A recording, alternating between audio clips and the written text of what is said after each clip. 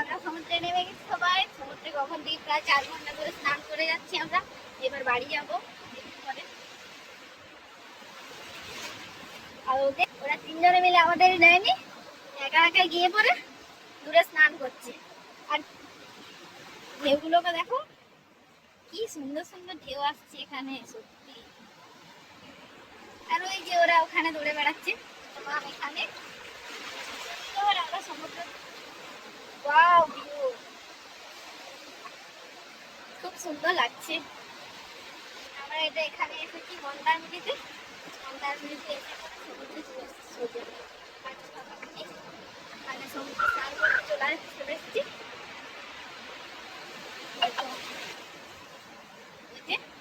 ওরা 3 জন মিলে কি করছে দেখো,